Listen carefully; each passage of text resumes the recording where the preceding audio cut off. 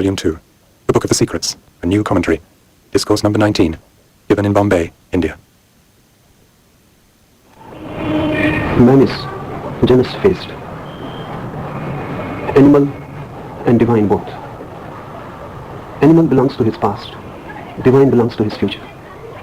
And this creates the difficulty. The past has passed, it is no more. Just a shadow of it lingers on. And the future is still future, it has not come yet. Just a dream, just a possibility. And between these two exists man, the shadow of the past and the dream of the future. He is neither and he is both. He is both because the past is his. He was animal. He is both because the future is his. He can be divine. And he is not both. Because the past is no more. And the future is yet to be. Man exists as a tension between these two. That which was and that which can be. This creates a conflict, a constant struggle to realize, to be something. Man is not innocence. Man is just a step from the animal to the divine. And the step is nowhere. It was somewhere and it will be somewhere. But right now it is nowhere, just hanging in the air. So whatsoever man is doing, whatsoever I say, he is never satisfied in it, never content. Because two diametrically opposite existences meet in him. If the animal is satisfied, then the divine is in discontent. If the divine is satisfied, then the animal is in discontent. A part is always in discontent. If you move to the animal, you satisfy in a way your part being. But immediately in that satisfaction, dissatisfaction arises because the opposite part, your future, is just contrary to it. The satisfaction of the animal is the dissatisfaction of your possibility of your future. If you satisfy your divine possibility, the animal revolts. It feels hurt. A definite discontent arises within you. And you cannot satisfy both. And satisfying one, the other is dissatisfied. I remember one anecdote. One sports car enthusiast reached pearly gates. St. Peter welcomed him. He had come with his Jaguar. The first thing he asked St. Peter was this: are there beautiful highways in heaven? St. Peter said, yes, they have the most beautiful highways. But there is one difficulty. In heaven they don't allow automobiles. So the street friend said, then it is not for me. Then please allow me to send to the other place. I would like to go to hell. But I cannot leave my Jaguar. So it was arranged. He reached to hell, to the gates. The Satan welcomed him and said, he was very happy. He said, you are just like me. I am also a lover of Jaguar. So the street friend said, fine, give me the map of your highways. The Satan he said, sir, we don't have any highways down here. That is the hell of it. This is the situation of man. Man is genus-faced, double being, split in two. If you satisfy one thing, then just to your other part, something becomes frustrating. If you do otherwise, then the other part is dissatisfied. Something is always lacking. And you cannot satisfy both, because they are diametrically opposite. And everyone is doing this impossible thing, trying to do this, to have a compromise somewhere. So heaven and hell both can meet. So body and soul, the lower and the higher, the past and the future, somewhere can meet and have a compromise. We have been doing that for many lives. It has not happened, and it is not going to happen. The whole effort is absurd, impossible. These techniques are not concerned to create a compromise within you. These techniques are to give you a transcendence. These techniques are not to satisfy the divine against the animal. That's impossible. That will create more turmoil within you, more violence, more struggle. These techniques are not to satisfy your animal against the divine. These techniques are just to transcend the duality. It is neither for the animal nor for the divine. Remember, that's the basic difference between other religions and Tantra.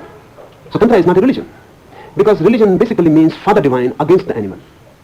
So every religion is part of the conflict. Tantra is not a struggle technique, it is a transcendence technique. It is not to fight with the animal. It is not for the divine. It is against all duality. It is neither for nor against really. It is simply creating a third force within you, a third center of existence, where you are neither animal nor divine. For Tantra, that third point is Advaita, that third point is non-duality. And Tantra says you cannot reach to the one fighting through duality. You cannot come to a non-dual point choosing one thing in the struggle in duality. Choice will not lead you to the one. Only a choiceless witnessing. This is very foundational to Tantra. And because of this, Tantra was never really understood rightly. It has suffered a long, centuries-old misunderstanding.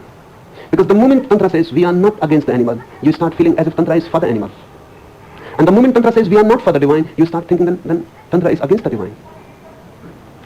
Really, Tantra is for a choiceless witnessing. Don't be with the animal, don't be with the divine, and don't create a conflict. Just go back. Just go away. Just create a gap between you and this duality and become a third force. A witnessing from where you can see the animal and the divine both. I told you, animal is the past and the divine is the future. And past and future are opposed. Tantra is in the present. It is neither past nor future. Just this very moment, don't belong to the past and don't anchor to the future. Don't long for the future and don't be conditioned by the past. Don't allow the past to become a hangover. And don't create any projections in the future. Remain true to this very moment, here and now, and you transcend. Then you are neither animal nor divine. For Tantra, to be such is to be God. To be such, in this suchness of the moment, where past is annihilated and future is not created. You are free. You are freedom. These techniques are not religious in this sense. Because religion is always opposed to the animal. Religion creates a conflict. So if you are really religious, you will become schizophrenic. You will be split. All religious civilizations are split civilizations. They create neurosis. Because they create inner conflict. They divide you into two. And one of your part being becomes the enemy. Then your whole energy is dissipated, fighting with yourself. Tantra is not religious in that sense. Because Tantra doesn't believe in any conflict, in any violence. And Tantra says that don't fight with yourself. Just be aware. Don't be aggressive and violent with yourself. Just be a witness, a watcher. In the moment of witnessing, you are neither. Both the faces disappear. In that moment of witnessing, you are not human. You simply are. You exist without any label. You exist without any name. You exist without any category. You are, without being anyone in particular. A simple emness, a pure being. These techniques are for that pure being. Now I will discuss the technique. First technique. Suppose you contemplate something beyond perception, beyond grasping, beyond not being you. Suppose you contemplate something beyond perception, that which cannot be seen, which cannot be perceived. But can you imagine something which cannot be seen? Because imagination is always of that which can be seen. How can you imagine something? How can you suppose something which cannot be perceived? That you can perceive, you can imagine. You cannot even dream something which is not capable of being seen and perceived. That's why even your dreams are shadows of reality. Even your imagination is not pure imagination. Because whatsoever you can imagine, you have known somehow. You can create new combinations. But all the elements of the combination are known and perceived. You can imagine a golden mountain flying in the sky like a cloud. You have not perceived such a thing ever. But you have perceived a cloud. You have perceived a mountain. You have perceived gold. These three elements can be combined. Imagination is not original. It is always a combination of something you have perceived. This technique says, suppose you contemplate something beyond perception. It is impossible. But that's why it is worth doing. Because in the very effort something will happen to you. Not that you will become capable to perceive. If you try to perceive something which cannot be perceived, all perception will be lost. In the very effort, if you try to see something which you have never seen, all that you have ever seen will disappear. And if you persist in the effort, many images will come to you. You have to discard them because you know that I have seen this. This can be perceived. You may not have seen it actually as it is. But even if you can imagine it, it can be perceived. Discard it. Go on discarding. This technique says that persist for that which cannot be perceived. What will happen? If you go on discarding, it is going to be arduous effort because many images will bubble up. Your mind will supply many images, many dreams, many conceptions will come, many symbols. Your mind will create new combinations. But go on discarding unless something happens which cannot be perceived. What is that? If you go on discarding, nothing will happen to you as an object. Only the screen will be there of the mind with no image, with no symbol, with no dream on it, no picture on it. In that moment, a metamorphosis happens. When the screen is simply there without any image, you become aware of yourself. You become aware of the perceiver. When there is nothing to be perceived, the whole attention changes. The whole consciousness reflects back. When you have nothing to see, for the first time you become aware of your own self. You start seeing yourself. This sutra says, suppose you contemplate something beyond perception, beyond grasping, beyond not being you, then you happen to yourself. For the first time you will become aware of the one who has been perceiving, who has been grasping, who has been knowing. But this subject is always hidden in objects. You know certain things, but you never know the knower. The knower is lost in knowledge. I see you, then I see someone else, and this procession goes on. From birth to death, I will see this and that, and I will go on seeing and seeing. And the seer, the one who was seeing this procession, is forgotten. It is lost in the crowd. The crowd is of objects, and the subject is lost. This sutra says, if you try to contemplate something beyond perception, beyond grasping, which you cannot grasp by the mind, beyond not being, immediately the mind will say, if there is something which cannot be seen and cannot be grasped, it is not. The mind will immediately react that if something is not seeable, perceivable, not graspable, then it is not. The mind will say it doesn't exist. Don't become a victim of the mind. This sutra says beyond perception, beyond grasping, beyond not being. The mind will say that this is nothing, this cannot exist, this is a not being. Sutra says don't believe in it. There is something which is being, beyond not being, which exists and which cannot be perceived and which is not graspable. That is you. You cannot perceive yourself. Or can you? Can you imagine any situation in which you can encounter yourself? You can know yourself? We go on using the word self-knowledge, which is absolutely absurd. Because you cannot know the self. Self is always the knower. It cannot be reduced as a known. It cannot be reduced as an object. For example, if you think that you can know the self, then the self that you know will not be yourself. But one who is knowing the self will be the self. You will always remain the knower. You cannot become the known. You cannot put yourself in front of you. You will always recede back. Whatsoever you know cannot be yourself. This means that you cannot know it. The way you know other things, you cannot know it. The way I see you, I cannot see myself. Who will see? Because every relationship of knowledge, seeing, perception, means there are at least two things. The known and the knower. Self-knowledge is not possible in this sense. Because there is only one. The knower and the known are one there. The observer and the observed are one. You cannot convert yourself into an object. So the word self-knowledge is just wrong. But it connotes something. It says something which is true. You can know yourself in a very different sense, in an altogether different sense than you know other things. When there is nothing to be known, all objects have disappeared. All that can be perceived and grasped is no more. You have discarded all. Suddenly, you become aware of yourself. And this awareness is not dual. There is no object and no subject. There is simply subjectivity. This awareness is a different type of knowing. This awareness gives you a different dimension of existence. You are not divided in two. You are aware of yourself. You are not perceiving. You cannot grasp it. And yet, it is existential, the most existential. Try to think in this way. We have energy. That energy goes on moving to objects. Energy cannot be static. Remember it as one of the ultimate laws. Energy cannot be static. It is dynamic. It cannot be otherwise. Dynamism is its very nature. Energy moves. When I see you, my energy moves towards you. When I perceive you, a circle is made. My energy moves to you, then it comes back to me. A circle is made. If my energy moves to you and doesn't come back, I will not know you. A circle is needed. The energy must go forward and then come back to me. With its coming back, it brings you to me. I know you. Knowledge means energy has made a circle. It has moved from the subject to the object, then has moved again and come back to the original source. If I go on living in this way, making circles with others, I will never know myself. Because my energy is filled with images of others. It brings those images. It delivers those images to me. This is how you gather knowledge. This technique says, allow the object to disappear from there. Allow your energy to move in a vacuum, in emptiness. It goes from you, but there is no object to be grasped by it. No object to be perceived by it. It moves, comes back to you through emptiness. There is no object. It brings no knowledge to you. It comes vacant, empty, pure. It brings nothing. It brings only itself. It comes virgin. Nothing has entered into it. It remains pure. This is the whole process of meditation. You are sitting silently, your energy is moving, there is no object with which it can be contaminated, with which it can become entangled, with which it can become impressed, with which it can become one, and then bring it to you. There is no object, no thought, no image. Energy moves, the movement is pure, then comes back to you, virgin. as it left you, it comes. It carries nothing. An empty vehicle. It comes to you. It hits you. There is no knowledge carried by it.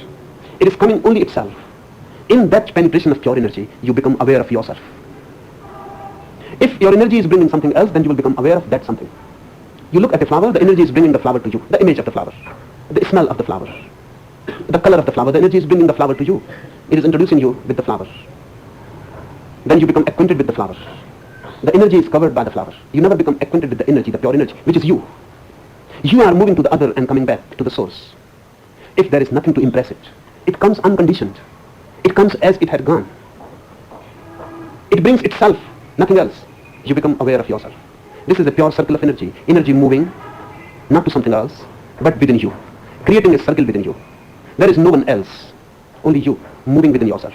This movement becomes self-knowledge, self-illumination. Basically, our meditation techniques, all of them, are different kinds of this. Suppose you contemplate something beyond perception, beyond grasping, beyond not being you. If this can happen, then for the first time, you will become aware of yourself, of your being, of your existence. The subjectivity. So knowledge is of two kinds. Knowledge of objects and knowledge of the subjectivity. Knowledge of the known, knowable, and knowledge of the knower. And one can know million and million things. One can become acquainted with the whole world. But if he is not aware of the knower, he is ignorant. He may be knowledgeable, but he is not wise. He may have collected much information, much knowledge. But the basic thing which makes you a knower is lacking. He is not aware of himself. In Upanishads, there is a story. Shvetketu, a young boy, came back from his master to his home. He had passed all the examinations, and he had passed well. All that the master could give him, he has collected. He had become very egoistic. When he reached to his father's house, the first thing the father asked Shvetketu was this: you seem to be too much filled with knowledge. And your knowledge is making you very egoistic, the way you walk, the way you have entered the house. I have to ask only one question to you. Have you known that who knows all? Have you known that by knowing which everything is known? Have you known yourself? Shvetketu said, but there was no course about it in the school, and the master never discussed about it. I have known everything that can be known. You ask me anything, and I will answer you. But what type of question you are raising? It was never discussed. The father said, then you go back. And unless you know that, by knowing which everything is known, and without knowing which nothing is known, you go back. First know yourself. Shvetketu went back. He asked the master, my father says, I cannot be allowed back home, I cannot be welcomed there. Because my father says, in our family, we have been Brahmins, not only by birth. We have been knowers of Brahma, Brahmins, not only by birth, but by real authentic knowledge. So unless you become a real Brahmin, not by birth, but by knowing the Brahma, by knowing the ultimate, don't enter the house. You are not worthy of us. So now teach me that. The teacher said, all that can be taught, I have taught you. And that is something which cannot be taught. So you do one thing. You simply be available for it. It cannot be directly taught. You simply be receptive. Someday it will happen. You take all the cows of the ashram. The ashram had many cows. Let's say 400. You take all the cows to the forest. Remain with the cows. Stop thinking. Stop verbalizing. Just become a cow. Remain with the cows. Love them. Be silent as cows are silent. When the cows become 1,000, come back. So Shvetketu went with 400 cows to the forest. There was no use thinking. There was no one to talk. By and by, his mind became just like a cow. He will sit silently under the trees. And for many years he had to wait, because when cows are 1,000, then he had to come back. By and by, language disappeared from his mind. By and by, society disappeared from his mind. By and by, he was not a human being at all. His eyes became just like cows. And the story is very beautiful. The story says he forgot how to count. Because if language disappears and verbalization disappears, he forgot how to count. He forgot when he had to return. The story is beautiful. The cow said, Shvetketu, now we are 1,000. Now let us go back to the master's house. He must be waiting. Shvetketu came back. The master said to other disciples, count the cows. The cows were counted. And the disciples said, yes, there are 1,000 cows. And the master is reported to have said, not 1,000, 1,001. That's Shvetketu. He was standing amidst the cows, silent. Just being there, with no thought. with no mind, just like a cow, pure, simple, innocent. And the master said, you need not enter. Now go back to your father's house. You have known. It has happened to you. Why you have come again to me? It has happened to you. It happens when there is no object in the mind to know. The knower happens to you. When the mind is not filled by thoughts, when there is not a single ripple, when there is not a single wave, you are there alone. There is nothing else than you. Obviously, you become aware of yourself. For the first time, you become filled by yourself. A self-illumination happens. This sutra is one of the foundational one. Right? It is arduous. Because the habit of thinking, the habit of clinging to objects, that which can be perceived and that which can be grasped, it's so deep-rooted, so ingrained, it will take time. And a very persistent effort not to be involved in objects, not to be involved in thoughts. Just becoming a witness and discarding them and saying, no, not this, not this. This whole technique in the Upanishad is condensed in two words, neti, neti. Not this, not this. Whatsoever comes to the mind, say, not this. Go on saying and discarding and throwing all the furniture out. The room has to be empty, totally empty. When emptiness is there, then that happens. If something else is there, you go on being impressed by it, and you cannot know yourself. Your innocence is lost by objects. A thought-ridden mind is moving outward. You cannot be related to yourself. Second technique, I am adjusting, this is mine, this is this, O beloved, even in such no illimitably. I am adjusting. You never enter deeply into this feeling, I am adjusting. You are adjusting, but you never dig deep into this phenomena. Shiva says, I am adjusting, this is mine, this is this, O beloved, even in such no illimitably. I will tell you one Zen anecdote. 3 friends were walking on a road. It was just, evening was falling and the sun was setting. They became aware of a monk standing on a nearby hill. They started discussing about the monk, what he is doing there.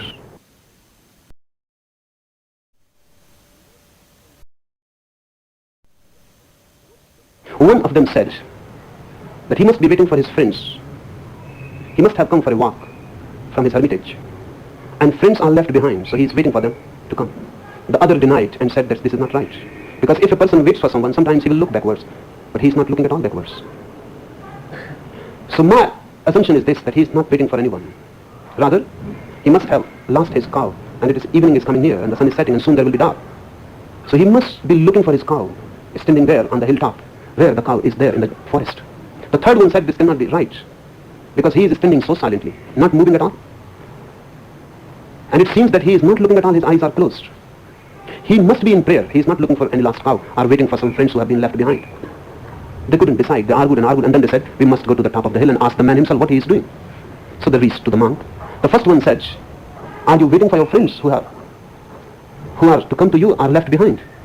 The monk opened his eyes and said, I am not waiting for anyone.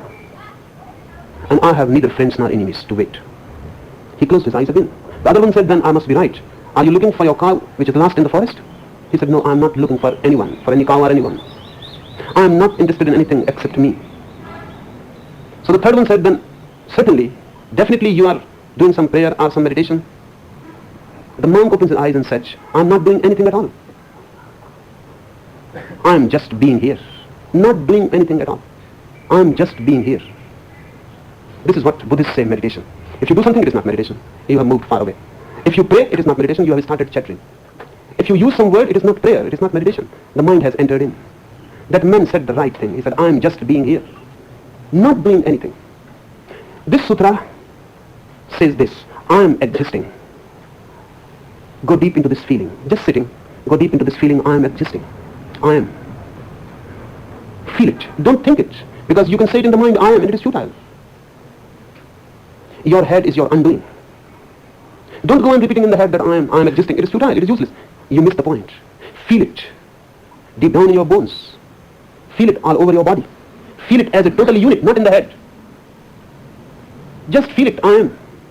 Don't use the word I am, because I am relating to you, so I am using the word I am. And Shiva was relating to Parvati, so he had to use words, I am existing. Don't go on repeating, this is not a mantra. You are not to repeat that I am existing, I am existing. If you repeat this, you will fall asleep. You will become self-hypnotized. If you go on repeating a certain thing, you become auto-hypnotized. First you get bored, then you feel sleepy, and then your awareness is lost. You will get back from it very much refreshed, just like after a deep sleep. It is good for health, but it is not meditation.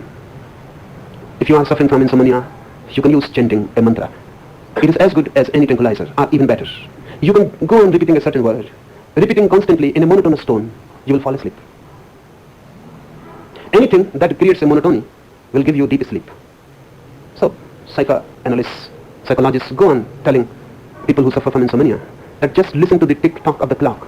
Go on listening to it and you will fall asleep, because tick-tock becomes a lullaby.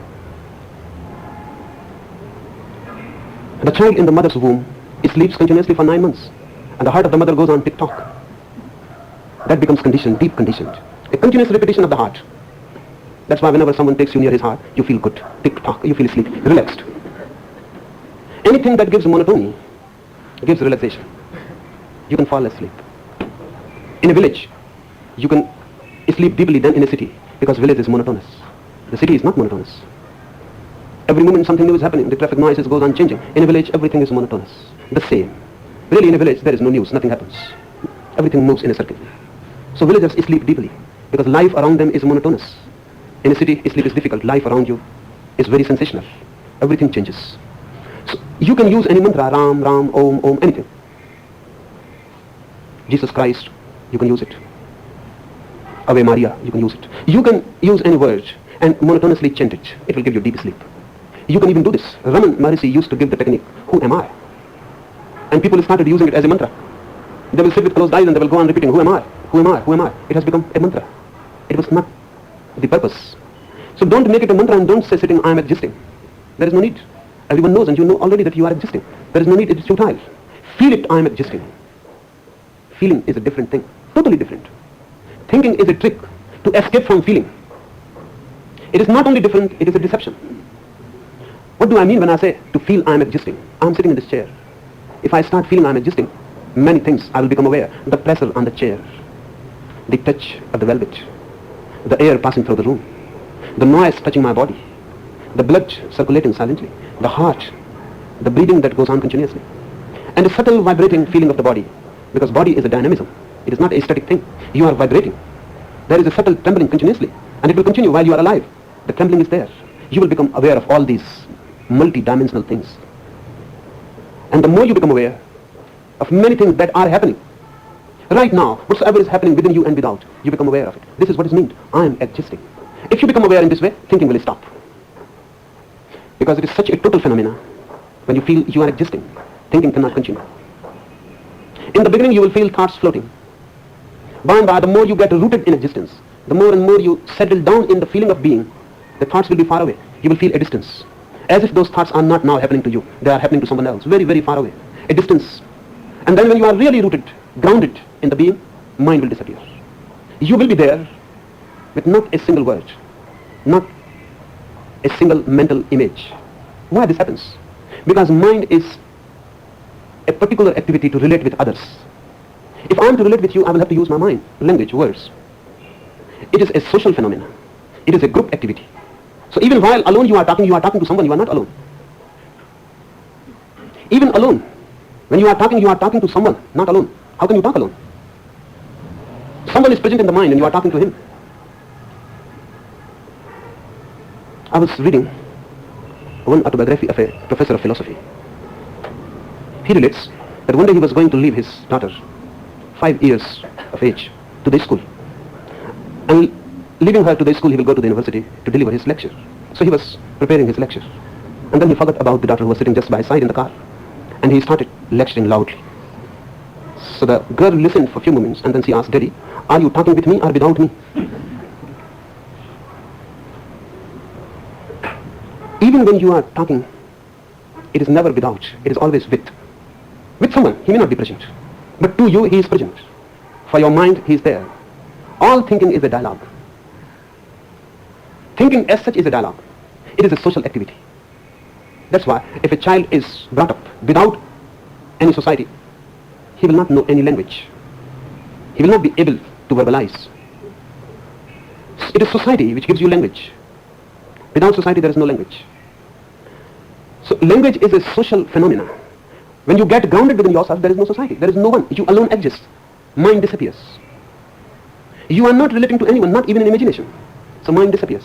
You are there without the mind. And this is what meditation is. Being without the mind. Being perfectly, not unconscious, alert and conscious.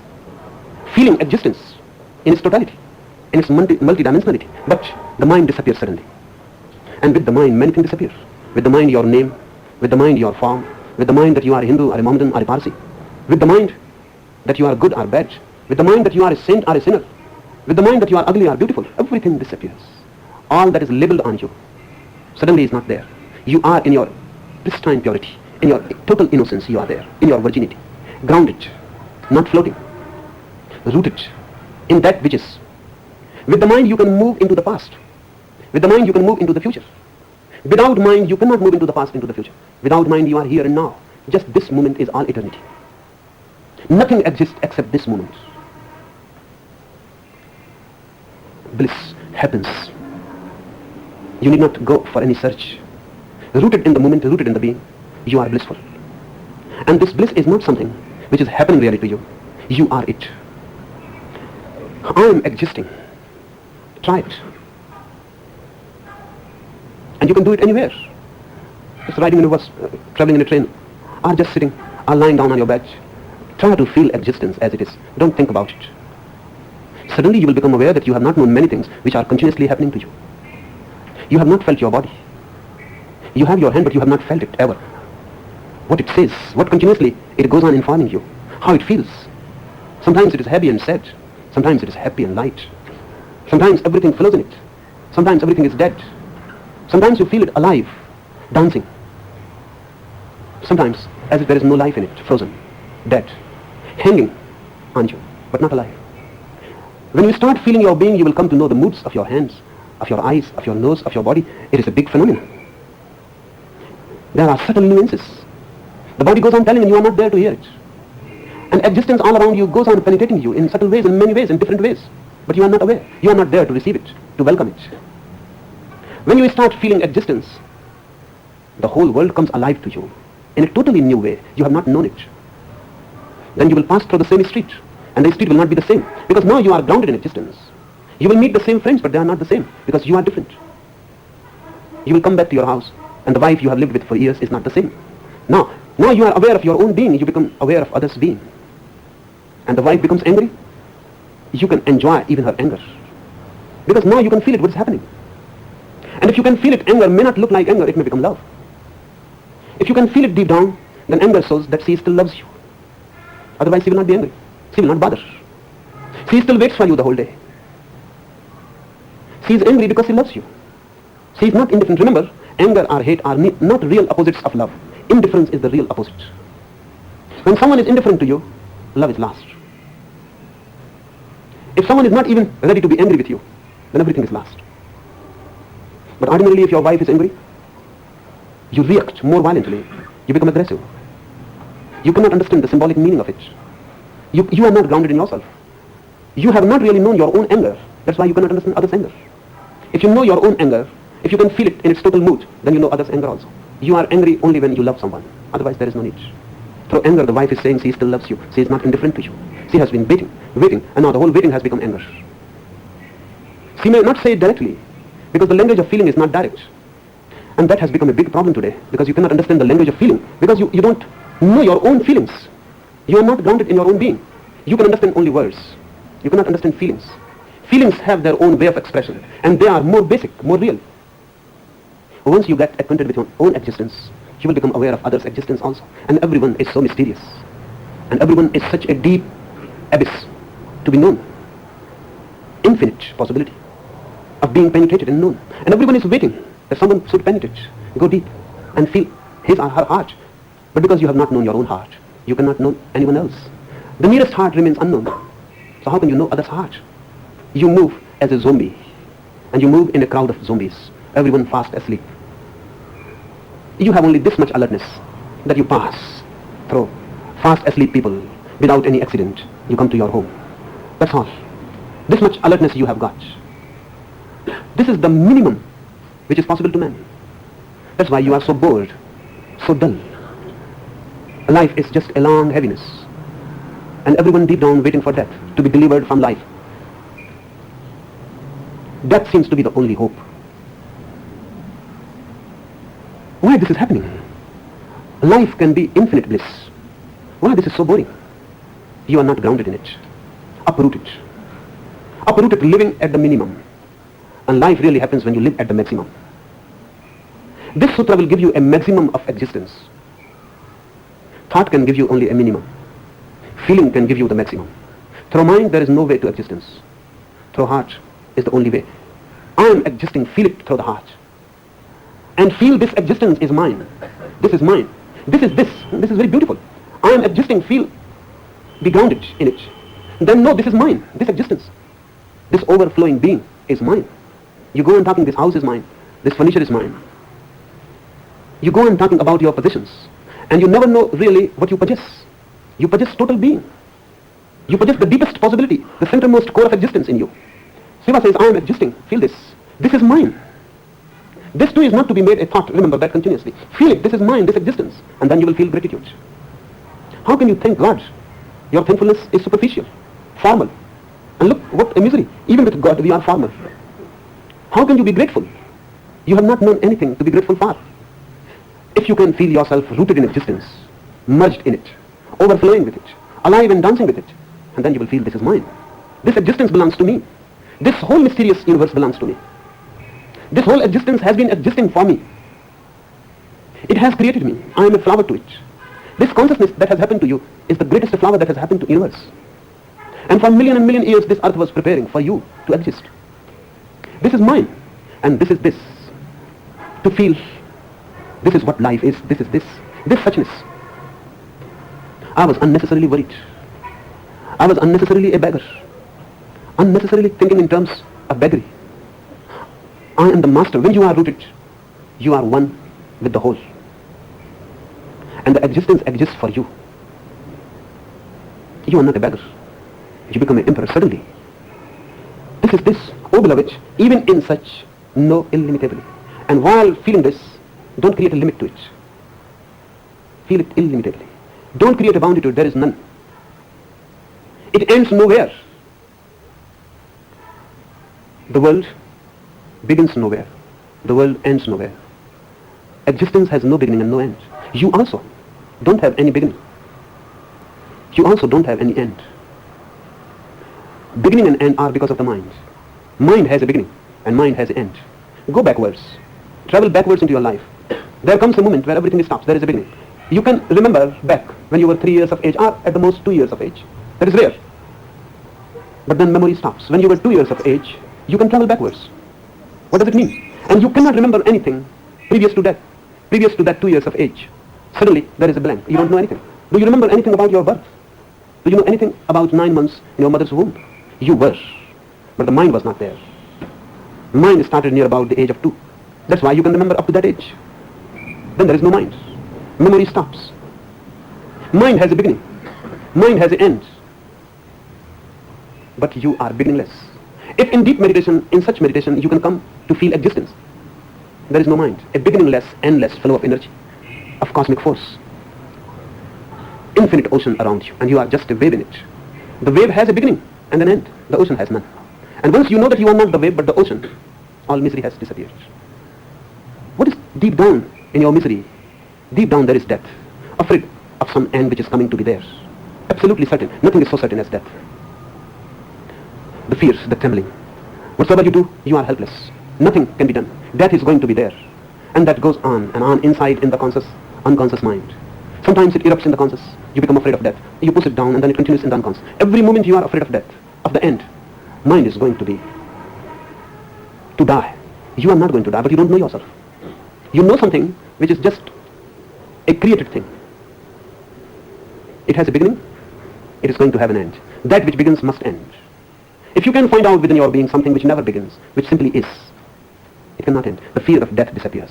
And when the fear of death disappears, love flows through you, not before it. How can you love when there is going to be death? You can cling to someone, but you cannot love. You can use someone, but you cannot love. You can exploit someone, but you cannot love. Love is not possible if fear is there. Fear is the poison. Love cannot flower with fear deep inside. Everyone is going to die. Everyone is standing in a queue, waiting for his time. How can you love? Everything seems nonsense. Love appears nonsense if death is there. Because death will destroy everything. Even love is not eternal. And whatsoever you do for your beloved, for your lover, you cannot do anything because you cannot avoid death. It is just waiting behind everything. You can forget it. You can create a facade. And you can go on believing that it is not going to be there. But your belief is just superficial. Deep down you know it is going to be there. And if death is there, then life is meaningless. You can create artificial meanings, but they won't help much. Temporarily. For some moments they can help, and again the reality erupts, and the meaning is lost. You can just deceive yourself continuously, that's all. Unless you come to know something which is beginningless and endless, which is beyond death. Once you come to know it, then love is possible. Because then there is no death. Love is possible. Buddha loves you. Jesus loves you, but that love is absolutely unknown to you. That love has come because fear has disappeared. And your love is just a mechanism to avoid fear. So whenever you love, you feel fearless. Someone gives you strength. And this is a mutual phenomenon. You give strength to someone and someone gives strength to you. And both are weak. And both are seeking someone. And then two weak persons meet. And they help each other to be strong. This is just wonderful. How it happens? Just a make-believe. You feel that someone is there behind you, with you. But you know, no one can be with you in death. And if someone cannot be with you in death, how he or she can be with you in life? Then it is just postponing, just avoiding death. And because you are afraid, you need someone to make you fearless. It is said, somewhere Emerson has written, that even a greatest warrior is a coward before his wife. Even Napoleon is a coward. Because the wife knows he needs her strength. He needs her to be himself. He depends on her. When he comes back from the war, fighting, he is trembling, afraid. He rests in her. He relaxes in her. She consoles him. He becomes just like a child. Every husband is a child before the wife. And the wife, she depends on the husband. She lives through him. She cannot live without him. He is her life. This is a mutual deception. Both are afraid. Death is there. They both try to love each other and forget death. Lovers appear to be fearless. Lovers even sometimes can face death very fearlessly. But that is just appearance. Our love is part of fear, just to escape from it. Real love happens when there is no fear, when death has disappeared. When you know, you never begin and you are never going to end. Don't think it. You can think because of the fear. You can think, yes, I know, I'm not going to end, there is no death. The soul is immortal. You can think because of fear. That will not help. If you move deep in meditation, it will happen. Fear will disappear because you know yourself endlessly. You go on spreading endlessly. Back in the past, forward in the future. And this very moment, this present moment, in the depth of it, you are there. You simply are. Never begin, never going to end. Feel this illimitably, infinitely. Enough? 2. The Book of the Secrets, a new commentary. Discourse number 20, given in Bombay, India. First question. You say that religion is total freedom or moksha, and you also stress the importance of surrender in religion. But are not freedom and surrender contradictory in terms?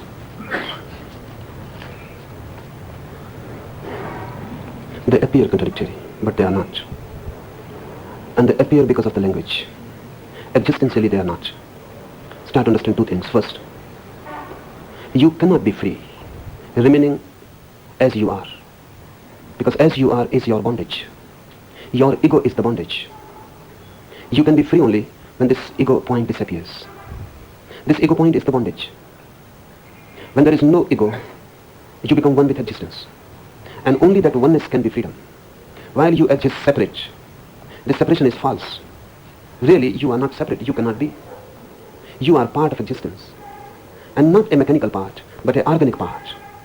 You cannot exist for a single moment, separated from existence. You breathe it every moment. It breathes you every moment. You live in a cosmic whole. Your ego gives you a false feeling of separate existence. Because of that false feeling, you start fighting existence. When you fight, you will be in bondage. When you fight, you are bound to be defeated because the part cannot win the whole. And because of this fight with the whole, you feel in bondage everywhere, limited. Wherever you move, a wall comes. That wall is nowhere in existence. It moves with your ego. It is part of your separate feeling. Then you struggle against existence. In that struggle, you will be defeated constantly. In that defeat, you feel bondage, limitation. By surrender is mean that you surrender the ego. You surrender the separating wall. You become one. That is reality. So whatsoever you are surrendering is just a dream, a concept, a false notion. You are not surrendering reality. You are just surrendering a false attitude. The moment you surrender this false attitude, you become one with existence. Then there is no conflict. And if there is no conflict, you have no limitation. Nowhere there comes a bondage, a boundary. You are not separate. You cannot be defeated because there is no one to be defeated. You cannot die because there is no one to die. You cannot be in misery because there is no one to be in misery. The moment you surrender the ego, the whole nonsense is surrendered. Misery, bondage, dukkha, hell, everything is surrendered. You become one with existence. This oneness is freedom. Separation is bondage. Oneness is freedom. Not that you become free. Remember this. You are no more. So it is not that you become free. You are no more. Really, when you are not, freedom is. Now this is a problem, how to express it. When you are not, freedom is. Buddha is reported to have said that you are not going to be in bliss. When you are not, the bliss is. You are not going to be liberated. You are going to be liberated from yourself. So freedom is not freedom of the ego. Freedom is freedom from the ego. And if you can understand this, that freedom is freedom from the ego, then surrender and freedom become one. Then they mean one. But if you take ego as the standpoint to think about, then the ego will say, why surrender? Because if you surrender, then you cannot be free. Then you become a slave. When you surrender, you become a slave. But really, you are not surrendering to someone. This is the second point to be understood. You are not surrendering to someone. You are simply surrendering. There is no one who will take your surrender. If there is someone and you surrender to him, then it is a sort of slavery. Really, there is not even a God to whom you are surrendering. And when we talk about a God, that is just to find you something to help surrender. In Patanjali's Yoga Sutras, God is talked about just to help you to surrender. There is no God. Patanjali says there is no God, but it will be difficult for you to surrender to no one. It will be difficult for you to simply surrender. To help surrender, God is talked about. So God is just a method. This is rare, very scientific. God is just a method to help you surrender. There is no one who is going to take your surrender. If there is someone and you surrender, then it is a slavery, a bondage. This is a very subtle and deep point. There is no God as a person. God is just a way, a method, a technique. So Patanjali relates many techniques. One of them is Ishvara Pranidhan, the idea of God. There are many methods to reach the surrender. One method is the idea of God. That will help your mind to surrender. Because if I say surrender, you will ask to whom? If I say simply surrender, it will be difficult for you to conceive. Try to understand in a different way. If I say to you simply love, you will ask to whom? What do you mean by simply love? If there is no one to be loved, how to love? If I say pray, then you will ask to whom? Worship to whom? Your mind cannot conceive non-duality. It will raise a question to whom? So Patanjali says just to help your mind, so that the mind's question is satisfied. God is just a way, a technique. Worship, love, surrender. To whom? Patanjali says to God. Because if you surrender, then you will come to know that there is no God. Are you yourself? Are that to which you have surrendered. But this will happen when you have surrendered. So God is just a trick. It is said that even to surrender to a God which is nowhere seen, invisible, is difficult. So scriptures say surrender to the Guru, to the Master. Master is visible and a person. So the question becomes relevant. If you surrender to a master, then it is a slavery. Because a person is there and you are surrendering to him. But then too you will have to understand, again, a very subtle point, even more subtle than the notion of God. A master is master only when he is not. If he is, then he is not a master. A master becomes a master only when he is not. He has achieved non-being. There is no one. If someone is sitting here in this chair, then there is no master. Then it is going to become a slavery. But if there is no one sitting in this chair, a non-being, one who is not centered anywhere, one who has surrendered, not to anyone, simply surrendered, and achieved non-being, has become a non-person, who is simply there, not concentrated in an ego, diffused, not concentrated anywhere. Then he can become a master. So when you surrender to a master, again you are surrendering to nobody. So this is the deep question for you. When you are surrendering, if you can understand that this is simply surrendering, not a surrender. Surrendering, not a surrender. A surrender is to someone. A surrendering is something on your part. So the basic thing is surrendering, the act, not the object. The object should not be important. but the one who is surrendering is important. The object is just an excuse. Just an excuse. If you can understand, then there is no need to surrender to anyone. You can simply surrender. Then there is no need to love someone. You can simply love. You are significant, not the object. If the object is significant, you will create a bondage out of it. So even a God who is not will become a bondage. Even a master who is not will become a bondage. But that bondage is created by you. It is a misunderstanding. Otherwise, surrendering is freedom. They are not contradictory. Second question, while this is this also includes this is that, and that is Brahma, how is it that the sutra emphasizes only this is this? For a very particular reason. Because Tantra, deep down, is interested only in the here and now. This is this means that which is here and now. That goes a little further away. Secondly, for Tantra, there is no division between this and that. Tantra is non-dualistic. This is the world and that is Brahma. That is Brahma. This is the mundane, the material, and that is consciousness, the spiritual. For Tantra, there is no distinction like this. This is all. That is included in it. This very world is divine. And Tantra makes no distinction. And no categorization of higher and lower. This means the lower, and that means the higher. This means that you can see and touch and know, and that means the invisible, that you cannot see and cannot touch. Only you can infer. For Tantra, there is no distinction of higher and lower, of visible and invisible, of matter and mind, of life and death, of world and Brahma. No distinction. Tantra says this is this, and that is included in it. But the emphasis on this is beautiful. It says here and now, whatsoever is. This is all. And everything is in it. Nothing is excluded.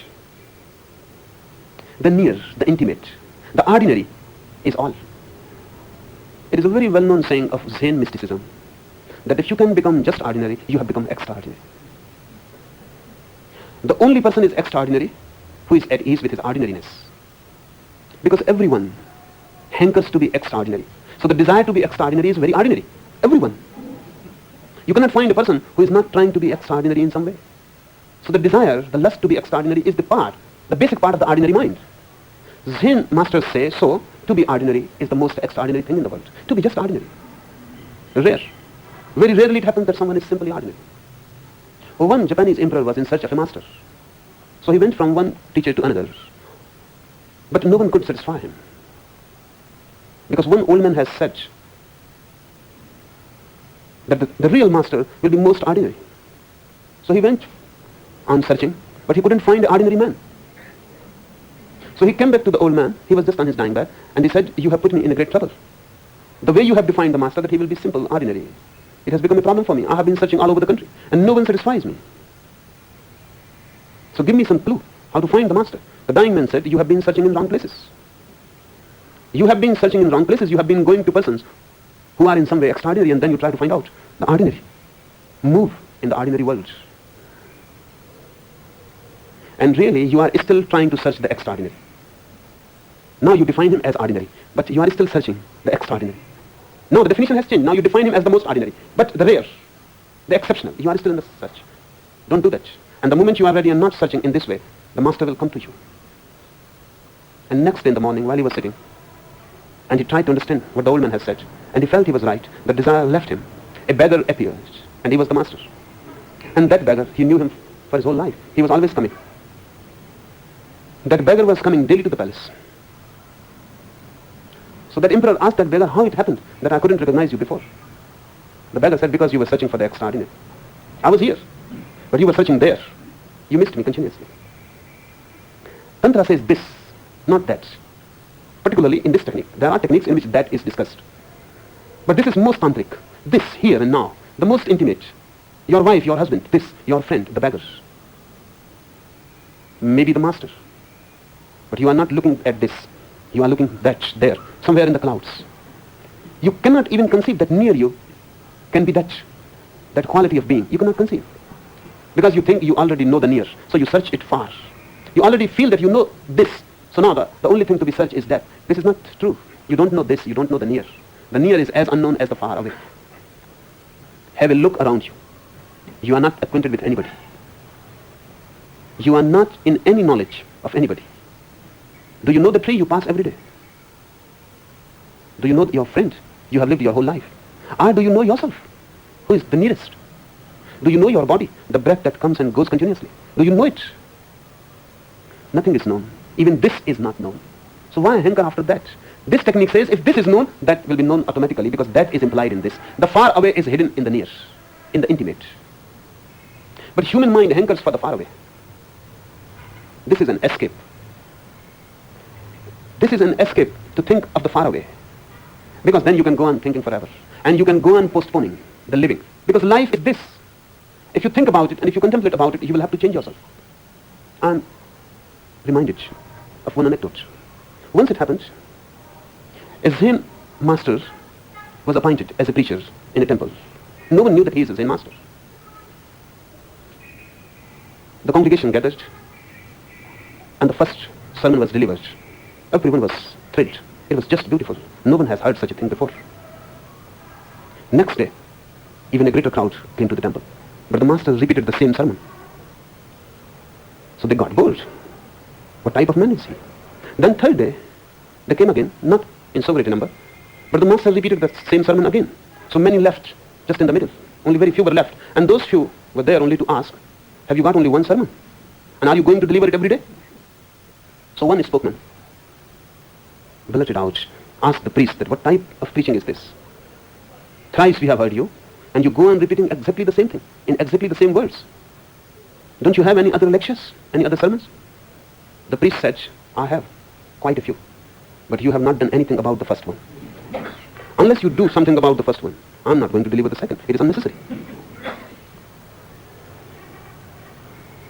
The crowd is stopped to come. No one will come near the temple, because the moment anyone will come, the Zen priest will start the first sermon. It is said that people will start passing that way, the temple. That priest is there, and if you happen to be there, he will give you the same sermon again. He must have been a very deep knower of human mind. Human mind wants to think, but never wants to do anything. Action is dangerous. Thinking is good, because you go on being the same. If you think about the far away, the distant, there is no need to change yourself. The Brahma, the Absolute, cannot change you. But the neighbor, the friend, the wife, the husband, if you look at them, you will have to change yourself. And it is a trick not to look at them. So you look at the that, to forget the this, and this is the life. And that is simply a dream. So you can think about God, because that thinking is important. It is not going to do anything. You will continue thinking about God and you will remain the same. This is a trick to remain the same. If you think about your wife, if you think about your child, if you penetrate deep in the intimate near, you cannot remain the same. The action will come out of it. So Tantra says, don't go far away. He is here, this very moment, just near you. Be open and look at the this, and the that will take care of itself.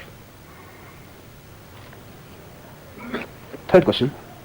You have said that Tantra teaches man to transcend both his craving for his animalistic past and also his craving for the divine. Does it mean that divinity is part of the world and that too has to be transcended? And what is it that goes beyond both? You will have to understand many things. First, the nature of desire. Divinity is not what you call it. The God that you talk about is not the God of reality. It is the God of your desire. So it is not a question whether the divine is part of the world. It is not the question. The real question is, can you desire the divine without making him part of the world? Look at it in this way. It has been said again and again that unless you leave desiring, you cannot attain to him, the ultimate. You cannot attain to the divine, if you don't leave desiring. Leave desiring and you can attain to him. You have heard it many times, but I wonder whether you understand it or not. More or less, you will be misunderstanding it. Hearing this, you start desiring the divine. And that is to miss the whole point. If you leave desiring, the divine will happen to you. And then you start desiring the divine. So your divine will be part of the world. That which can be desired is the world. This is how I define. That which can be desired is the world. So the divine cannot be desired, and if you desire it, it has become part of the world. When desiring stops, the divine happens. When you are not desiring anything, the divine is there. Then the whole world is, you will not find the divine somewhere in contradiction, contrary, in opposition to the world. When you are not desiring, everything is divine. When you are desiring, everything is the world. You are desiring creates the world. Whatsoever you desire becomes the world. This is not the world that you see, the trees and the sky and the sea and the rivers and the earth and the stars. This is not the world. That which you desire is the world. A flower is there in the garden. The moment you pass that tree and you look at the flower and the smell of the flower comes to you, look within. If you are not desiring that flower, not even a slight urge to possess it, not even a slight ripple of desire to have it, that flower becomes divine. You will have the divine face through it. But if the desire is there to possess it, or a jealousy arises about the owner of the tree, you have created a world. The divine has disappeared. It is your desire that changes the quality of existence. Your desire makes it the world. When you are non-desiring, the whole world becomes divine. Now I will read this question again. You have said that Tantra teaches man to transcend both his craving for his animalistic past and also his craving for the divine. Tantra teaches only to transcend craving. It is irrelevant what you crave. You crave is the point. You can go on changing the objects. You crave money. You crave power. You crave prestige. You crave for the world. Then you change. You get fed up with it. You are bored. Or you have attained whatsoever you craved. And now you are not fulfilled. You feel frustrated. You start a new craving. Now you crave the divine. You crave moksha, nirvana, liberation. Now you crave for the God. The object has changed. You have not changed. Your craving remains the same. It was running after prestige and power and money. Now it is running after divine power. It is running after the ultimate moksha, the absolute freedom. But the craving is there. Ordinarily, religious people go on changing their objects of desire. Desire remains the same, unchanged. And it is not the objects which create the problem. It is the desire, the craving which creates the problem. Tantra says it is futile to go on changing objects, wasting time and life and energy. Objects won't help. Drop craving. Don't crave. Don't crave for freedom, because craving is bondage. Don't crave for divine, because craving is the world. Don't crave for the inner, because craving is the outer. So it is not a question to transcend this craving or that. Simply dropping craving. Don't crave. Don't desire. Just be yourself. When you don't desire, what happens? When you don't crave, what happens? You are non-moving. All movement ceases. You are not in a hurry to reach anywhere. You are not serious. There is no hope and there is no frustration. You don't expect anything. Nothing can frustrate you. There is no desire. You cannot be a failure. Of course, there is not going to be any success either. When you are not craving, not desiring, what happens? You are simply left alone, moving nowhere. There is no goal, because craving creates the goal. There is no future, because craving creates the future. There is no time, because craving needs time to move. Time drops, future drops. And when there is no craving, mind drops, because mind is nothing but craving. And because of that craving, you have to plan and think and dream and project.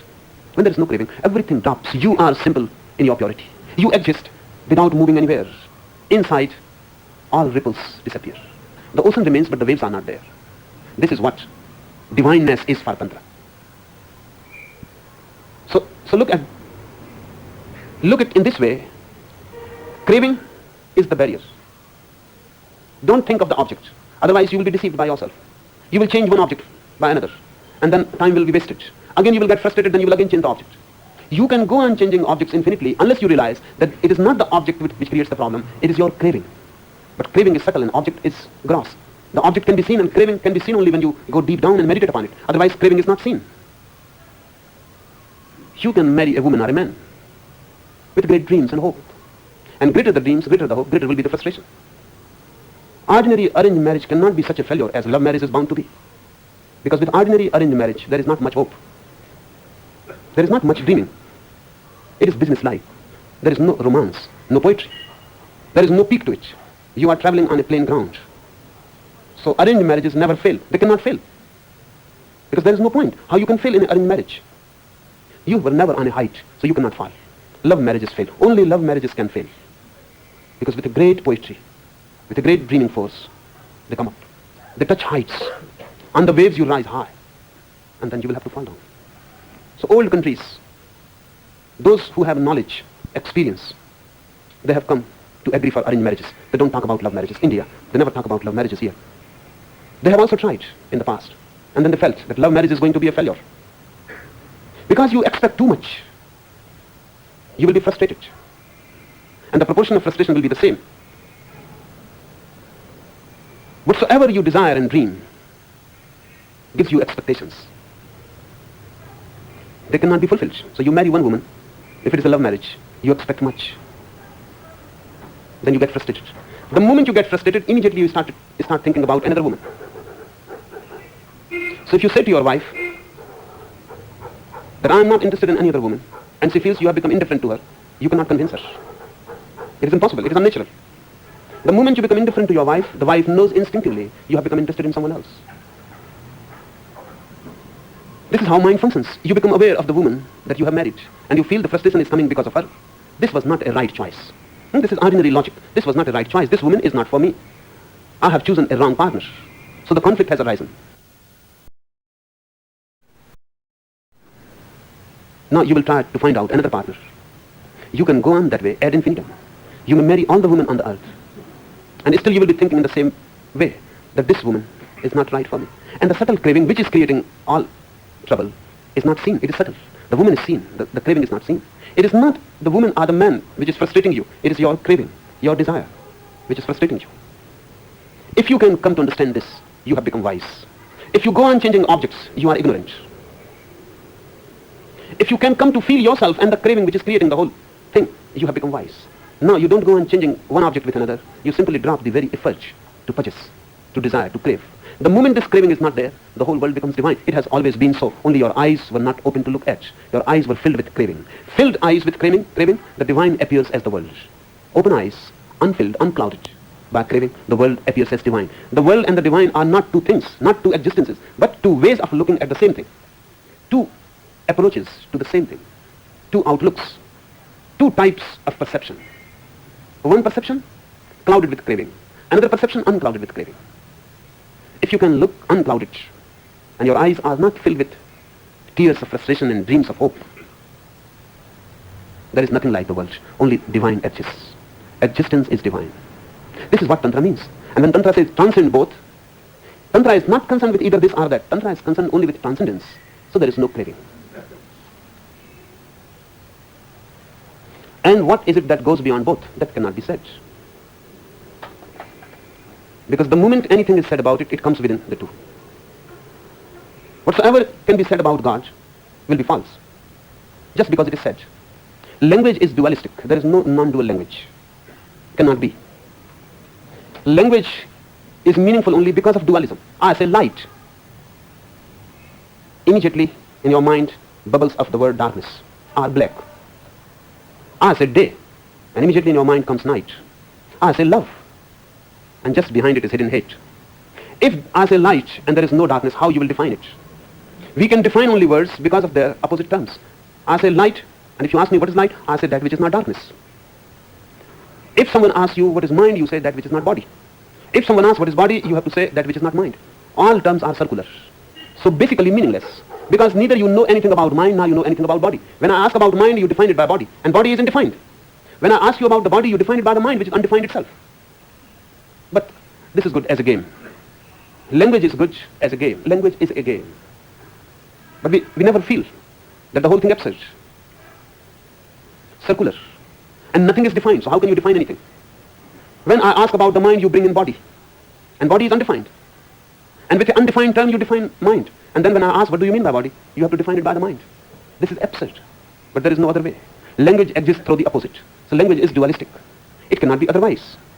So nothing can be said about the non-dual experience. Whatsoever is said will be wrong. It can be indicated. Symbols can be used for it. But silence is the best. That which can be said about it is silence. Everything else can be defined, talked about, not the ultimate. You can know it, you can taste it, you can be it, but nothing can be said about it. Only negatively we can say something, but only negatively. We cannot say what that is, we can only say what that is not. So whole mystic tradition is simply using negative terms for it. If you ask what that ultimate is, they will say that ultimate is not this, not that. It is neither life nor death. It is neither light nor darkness. It is neither near nor far. It is neither I nor you. in this way. But this makes no sense. Drop craving and you come to know it face to face. And the experience is so deep and individual, non-verbal, non-linguistic, that even when you come to know it, you cannot say anything about it. You will become silent. Or at the most, you can say this, what I am saying. You can say nothing can be said about it. Then what is the point of talking so much? Then why I go on saying something to you, if nothing can be said? Just to bring you to that point, where nothing can be said. Just to push you to that abyss, where you can take a jump out of language. Up to that point, language can be helpful. Up to the point when you take the jump, language can be helpful. But the moment you have taken jump, it is silence. It is beyond language. So I can push you to the very end of the world, through language, to the very end of the world. But not a single inch into the divine through language. But this pushing you up to the very end will be helpful, because now then you can see by your own eyes that there is this blissful abyss beyond. And then that beyond will call you yours itself. Then the beyond will attract you. Then the beyond will become a magnet, a pull. Impossible for you then to come back, to retreat back. The abyss is so enchanting, the abyss of silence, that before you have known, you would have taken a jump. That's why I go on talking, knowing well that all that I am saying will not help you to know it, but it will help you to take a jump. It is methodological. It will look contradictory, paradoxical, if I say that all language I am using, or the mystics have used ever, is to bring you to the temple of silence, to force you into silence, to call you unto silence. It looks paradoxical, then why use language? I can use silence also, but then you will not understand. So when I have to talk to madmen, I have to use a mad language. It is because of you I am using language. Not that anything can be expressed by it. Only your inner chattering can be destroyed by it. Just as if you have a thorn in your feet, another thorn can pull it out. The other one is also a thorn. Your mind is filled with words, with thorns. What I am trying to do is trying to pull those words out of you. What I am using is also words.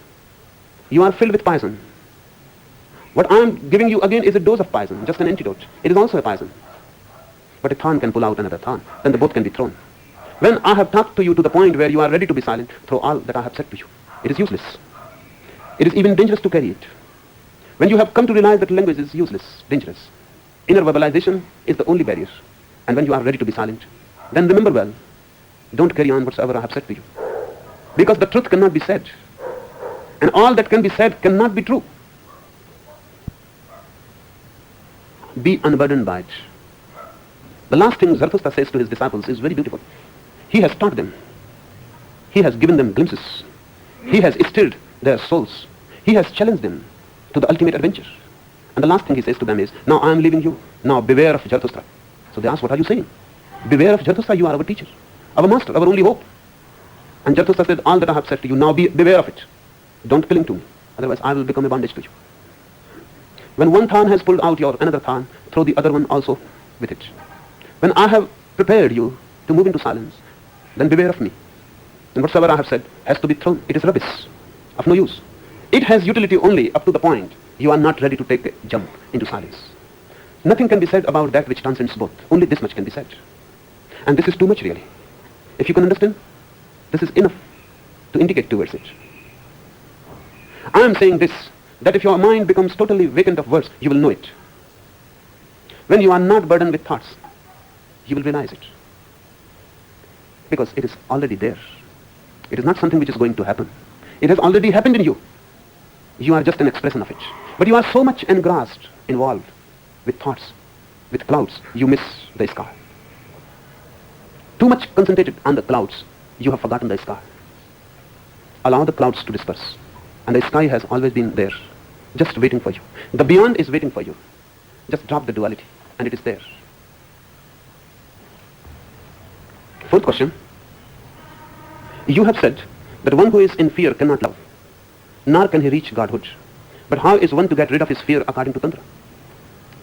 Why you want to get rid of fear? Have you become afraid of fear?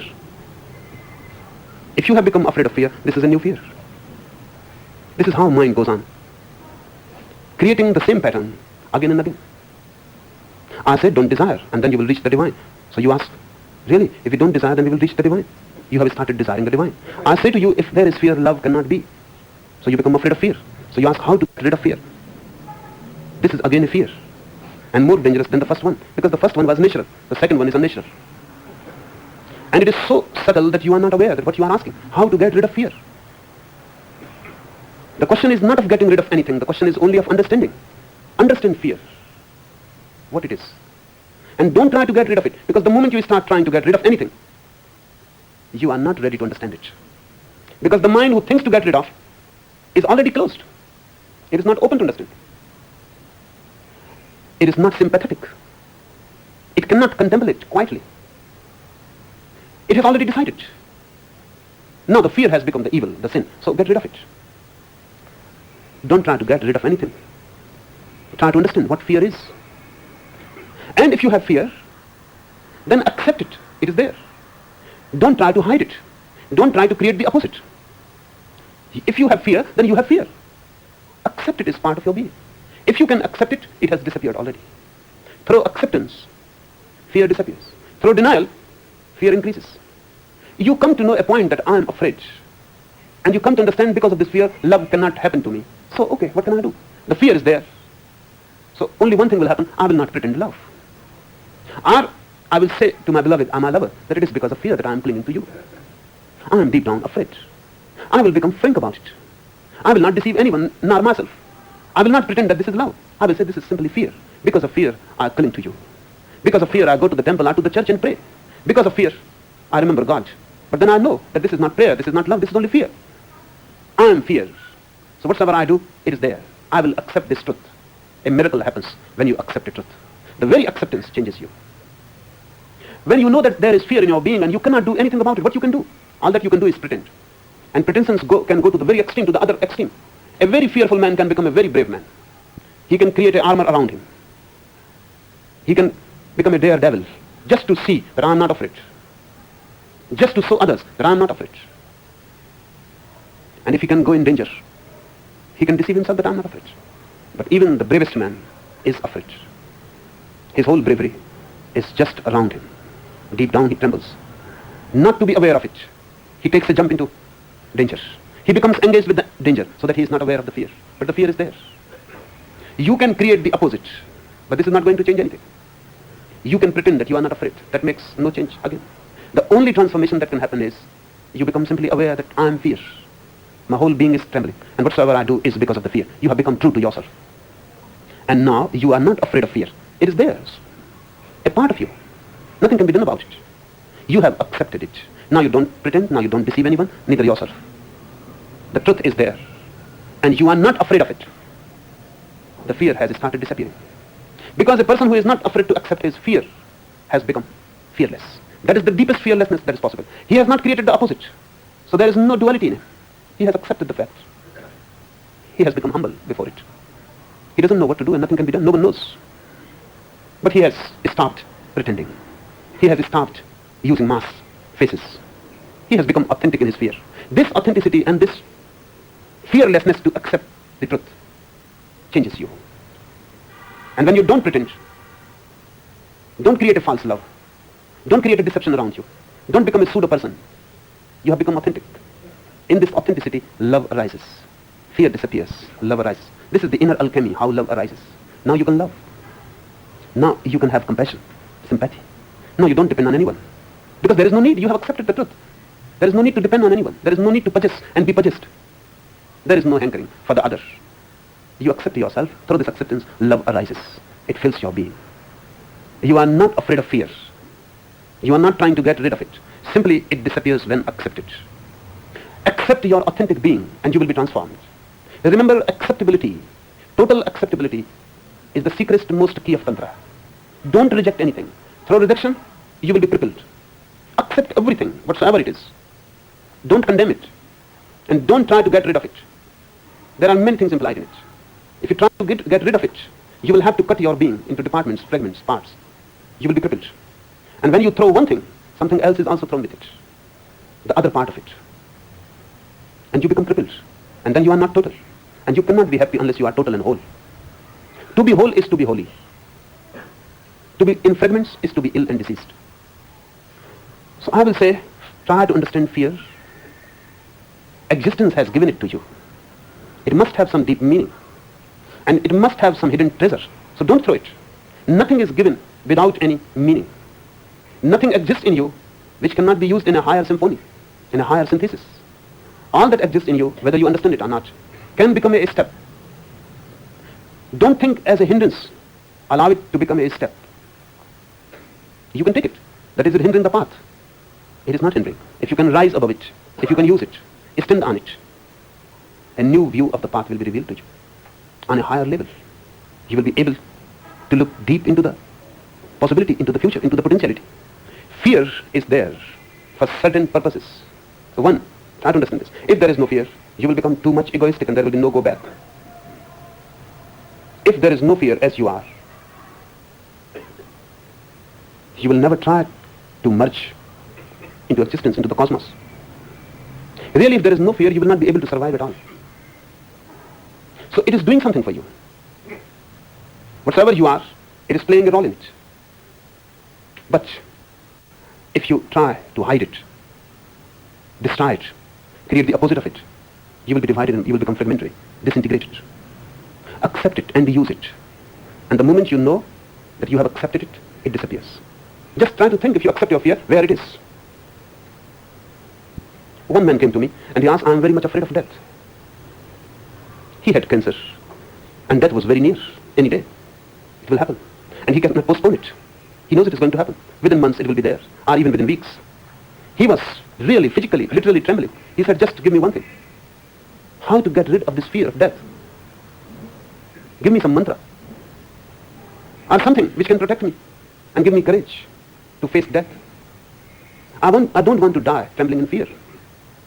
And the man said, I have been to many saints. Many things they have given. They were very kind. Someone has given me a mantra. Someone has given me some sacred ashes. Someone has given me his picture. Someone has something. But nothing helps. Everything is in vain. Now I have come to you as the last resort. I will not go to anyone now anymore. Give me something. So I told him that still you are not aware. Why you are asking something? Just to get rid of fear? Nothing will help. I cannot give you anything. Otherwise, as others have proved failure, I will also prove a failure. And they did give you something because they don't know what they are doing. I can say only one thing to you. Accept it. Tremble if trembling is there. What to do? Death is there and you feel it trembling. So tremble. Don't reject it. Don't suppress it. Don't try to be brave. There is no need. Death is there. It is natural. Be afraid totally. He said, what are you saying? You're not giving me anything. And on the contrary, you said to accept. I said, yes, you accept. You just go and die peacefully with total acceptance. After 3 or 4 days, he came again and he said, it works. I couldn't sleep for so many days, but for these 4 days, I slept deep. Because right, you are right. He said to me, you are right. Fear is there, death is there, and nothing can be done. All the mantras are just hocus pocus, nothing can be done. No doctor can help, no saint can help. Death is there, a fact, and you are trembling. It is just natural. A storm comes and the whole tree trembles. It never goes to any saint to ask how not to tremble when a storm is passing by. It never goes for a mantra to change, to protect. It trembles. It is natural, it is so. And the man said, but a miracle has happened. I am not so much afraid now. If you accept, fear starts disappearing. If you reject, resist, fight, you give energy to fear. That man died peacefully, unafraid, fearless, because he could accept fear. Accept fear, and it disappears. Last question. By the use of technique similar to the second technique you discussed yesterday, I hear some sounds like flowing of a river or a stream. May I know what is that sound? If I have understood rightly, there should be no thoughts or sound, and there should be complete silence. Then what is this sound? In the beginning, before silence happens to you, sound will happen. So this is a good sign. Words, language, verbalization disappear. The second layer is of sound. But don't fight with it. Enjoy it. It will become musical, beautiful. You will be filled by its music, and you will become more alive through it. When mind disappears, a natural inner sound appears. Allow it to happen. Meditate on it. Don't fight with it. Just be a witness to it. It will deepen. And if you don't fight with it and don't create any struggle, it will disappear by itself. And when it disappears, you will fall into silence. Words, sound, silence. Words are human, sounds are natural, silence is cosmic. So this is a good sign. This is what is called nada, the inner sound. hear it, enjoy it, be a witness to it. It will disappear. And don't be disturbed that it should not be there. If you say it should not be there, or if you hurry in any way to get rid of it, you will come to the first layer again, to the words. Remember this. If you fight with the second layer of sound, you have started thinking about it, and words have entered. If you say anything about this sound, you have lost the second deeper layer, and you are thrown back again to the first. You have come to the mind. Don't say anything. Don't think about it. Don't even say that this is sound. Just listen to it. Don't create any word around it. Don't give it any name or form. Let it be as it is. Allow it to flow, and you be a witness. The stream flows, and you are sitting on the bank, just a witness. Not even knowing the name of the stream. Not knowing where it is going. Not knowing from where it is coming. Just sit nearby this sound, and sooner or later it will disappear. And when it disappears, there will be silence. This is a good sign. You have touched a second layer. But if you try to think about it, you will lose it. You will be thrown back to the first. If you don't think about it and can enjoy in witnessing, you will go deeper to the third layer. Enough? The Book of the Secrets, a new commentary. Discourse number 21, given in Bombay, India. I have heard one anecdote. British courtesy is legendary, but this beats fiction. In a Conservative Party rally, Lord Mencroft was invited to speak.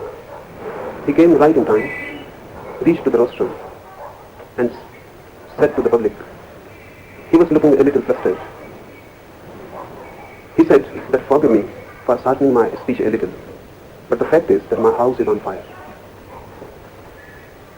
And that fact is everybody's fact.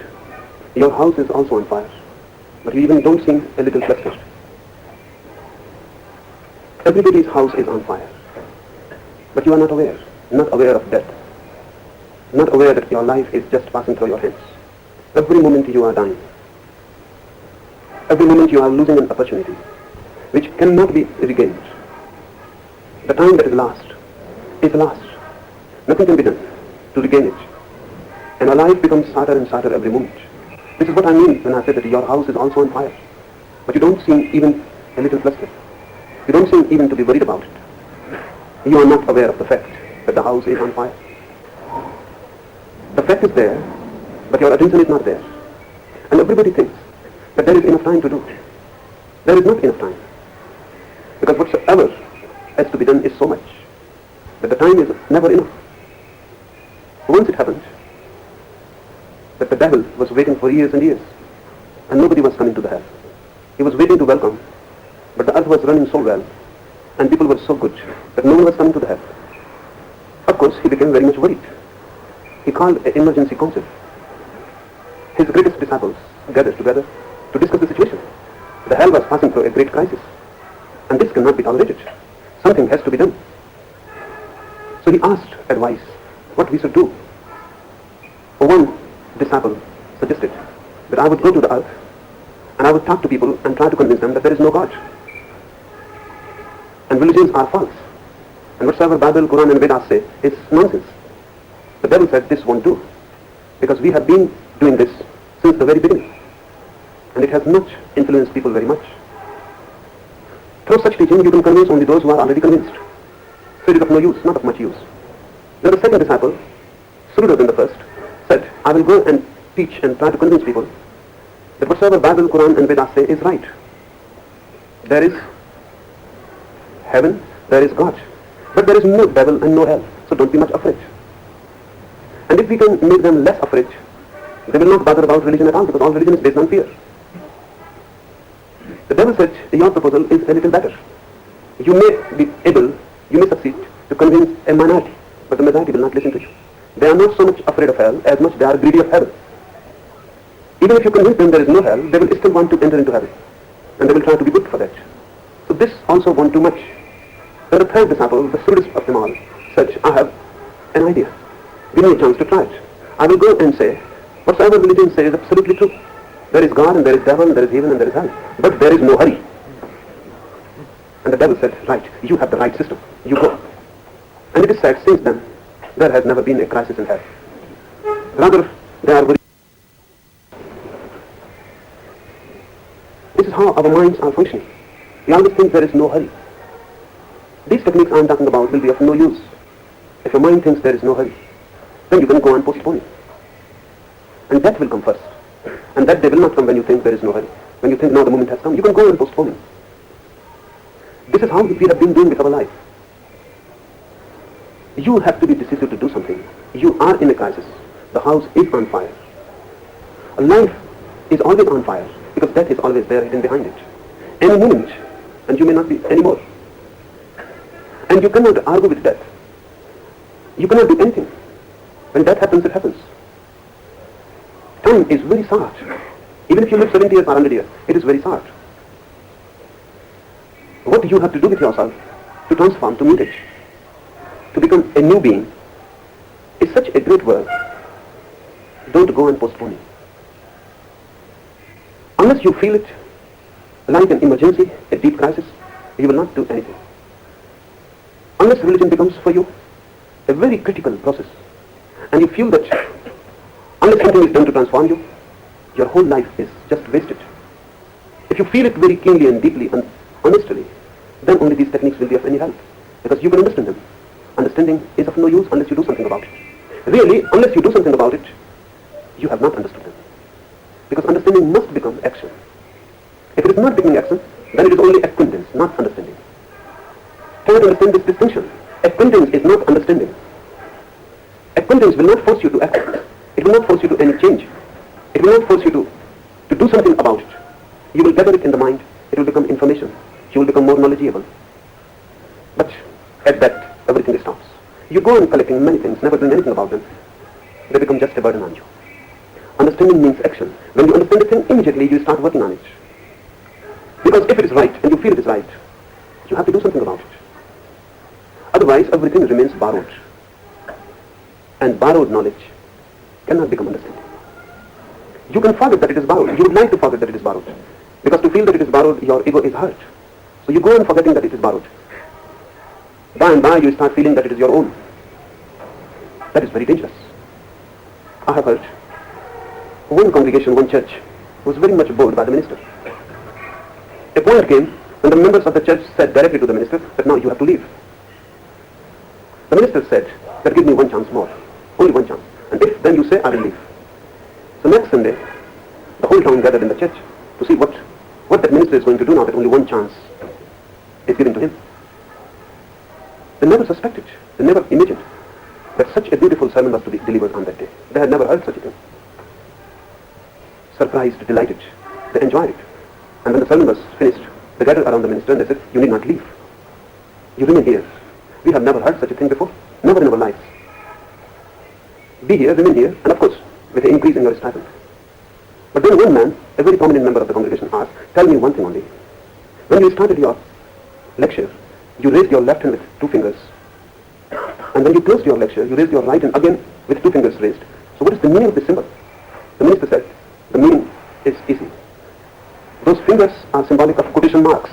That sermon was not mine. Borrowed. Always remember those quotation marks. It is very good to forget them. You feel good. But all that you know is within quotation marks. It is not your own. And you can drop those quotation marks only when something has become your own experience. These techniques are to change knowledge into experience. These techniques are to change acquaintance into understanding. That which belongs to a Buddha or to a Krishna or to a Christ, through these techniques can belong to you. That can become your own. And unless it becomes your own, no truth is true. It may be a grand lie, a beautiful lie, but no truth is true unless it becomes your experience, individual, authentically your own. 3 things. First, remember always that your house is on fire. Second, don't listen to the devil. He will constantly say to you, there is no hurry. And thirdly, remember acquaintance is not understanding. Whatsoever I am saying here will make you acquainted. It is needed, but it is not enough. It starts you on a journey, but it is not the end. And do something so that knowledge doesn't remain knowledge, doesn't remain as memory, but becomes your experience in your life. Now the first technique. Each thing is perceived through knowing. The self shines in space through knowing. Perceive one being as knower and known. Whenever you know something, it is known through knowing. The object comes to your mind through the faculty of knowledge. You look at a flower. You know this is a rose flower. The rose flower is there and you are inside. Something from you comes to the rose flower. Something from you is projected on the rose flower. Some energy moves from you, comes to the rose, fixes its form, color and smell and comes back and informs you that this is a rose flower. All knowledge, whatsoever you know,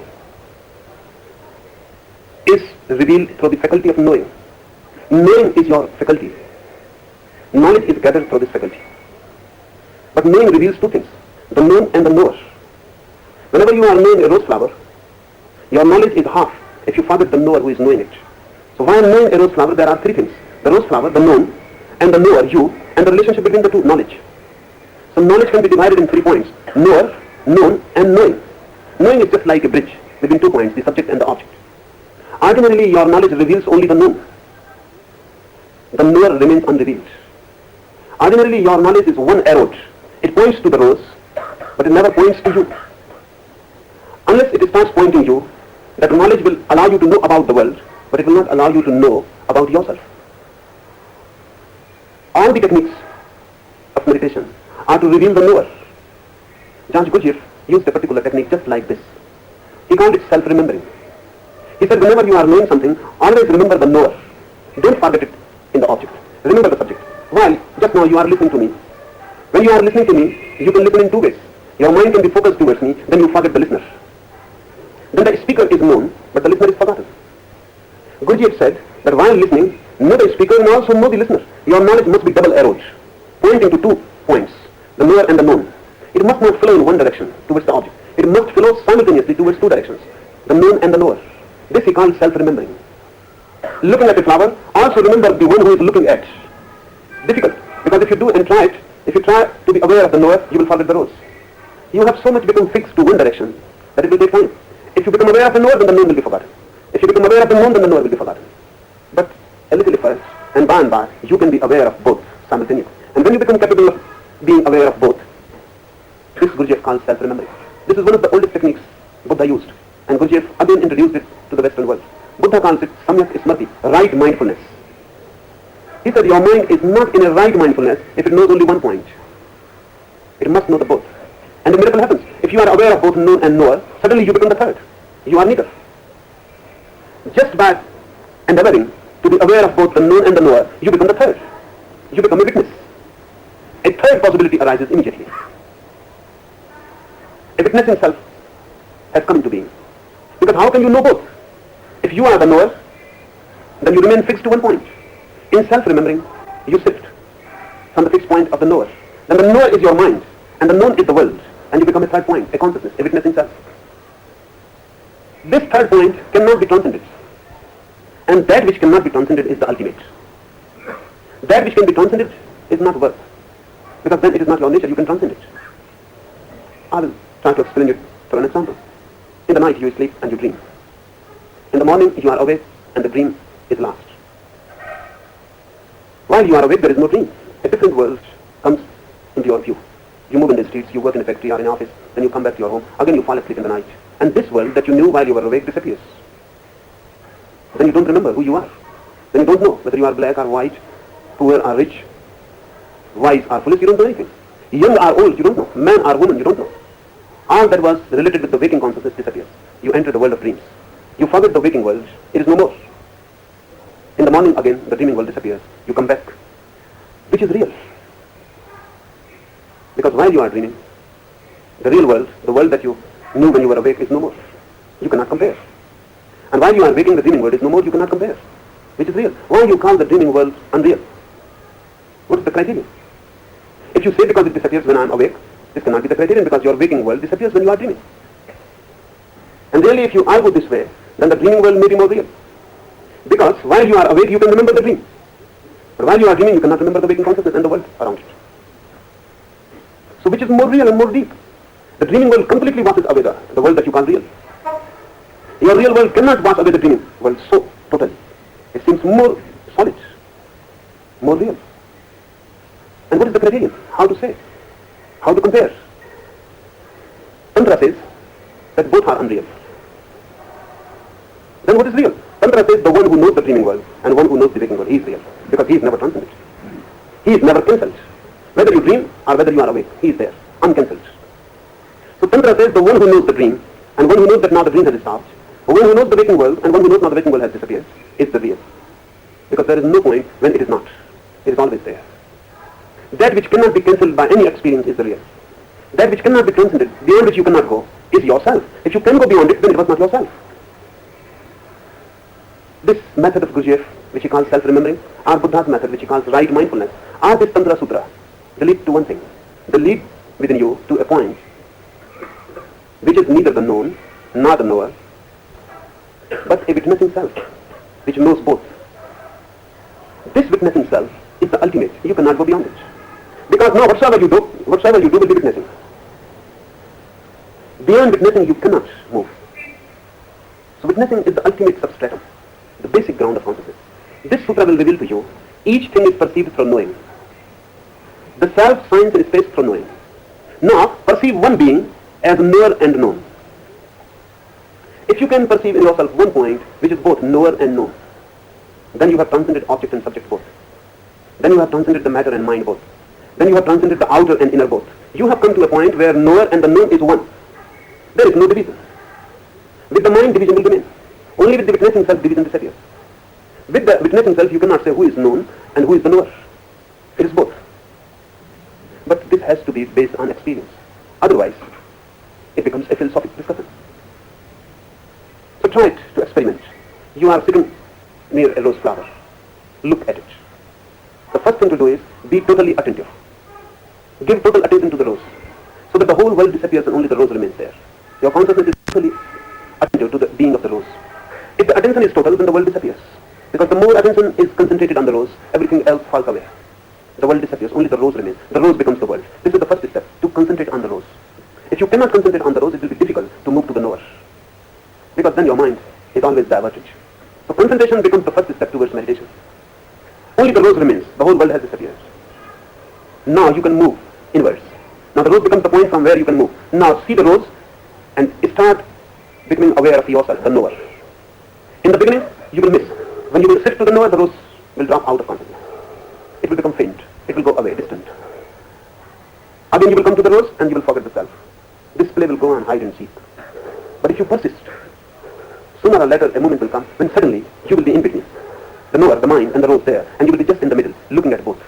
That middle point, that balancing point, is the witness. And once you know that, you have become both. Then the rose, the known, and the knower, the mind, are just two wings of you. And the object and subject are just two wings. You are the center of both. They are extensions of you. Then the world and the divine are both extensions of you. You have come to the very center of being. And this center is just a witness. Perceive one being as knower and known. Start by concentrating on something. When the concentration has come to be total, then try to move inwards, become mindful of yourself, and then try to balance. It will take time. Months, even years. It depends how intense is your effort. Because it is the most subtle balancing coming between the two. But it happens. And when it happens, you have reached to the center of existence. In that center, you are rooted, grounded, silent, blissful, in ecstasy. And duality is no more. This is what Hindus have called samadhi. This is what Jesus will call the kingdom of God. But just understanding it verbally will not be of much help. But if you try, you will start from the very beginning to feel that something is happening. When you will concentrate on the rose, the world will disappear. This is a miracle, when the whole world disappears. Then you come to understand that it is your attention, which is basic. And wherever you move your attention, a world is created. And from wherever you remove your attention, the world drops. So you can create worlds through your attention. Look at it in this way. You are sitting here. If you are in love with someone, then suddenly only one person remains in this hall. Everyone else disappears. It is not there. What happens? Why only one person remains when you are in love? The whole world drops there. It is phantom-like, shadows. Only one person is real. Because now your mind is concentrated on one person. Your mind is totally absorbed in one person. Everything else becomes shadow-like, a shadow existence. It is not real for you.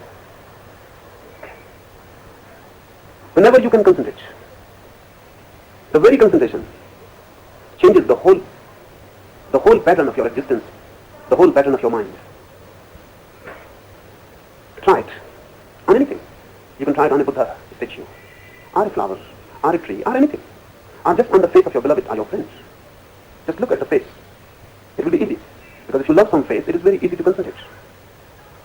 And really, those who try to concentrate on Buddha, on Jesus, on Krishna, they were lovers. They loved Buddha.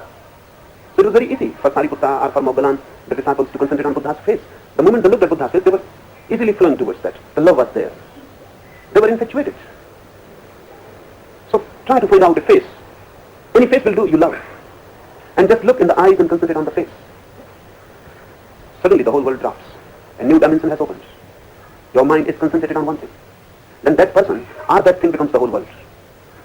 When I say this, I mean that if your attention is total at anything, that thing has become the whole world. You create the world through your attention. Your world. You create through your own attention. And when you are totally absorbed, flowing like a river to the object, then suddenly you start becoming aware of the original source from where this attention is flowing. The river is flowing, now become aware of the origin. In the beginning, you will get lost again and again. You will shift. If you will move to the origin, you will forget the river and the object, the sea, towards it is flow. It will change. If you come to the object, you will forget the origin.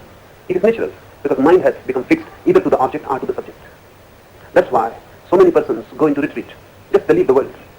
Leaving the world basically means leaving the object, so that they can concentrate on themselves. It is easy.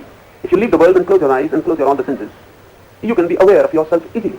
But again, that awareness is false, because you have chosen one point of duality. This is another extreme of the same disease.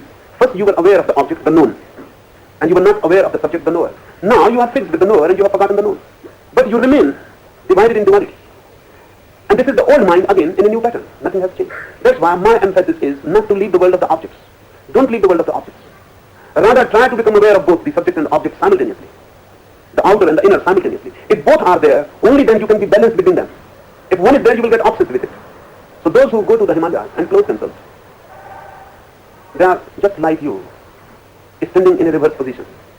You are fixed with the object, they are fixed with the subject. You are fixed with the outer, they are fixed with the inner. Neither you are free nor they. Because you cannot be free with the one. With the one, you become identified. You can be free only when you become aware of the two. Then you can become the third. And the third is the free point.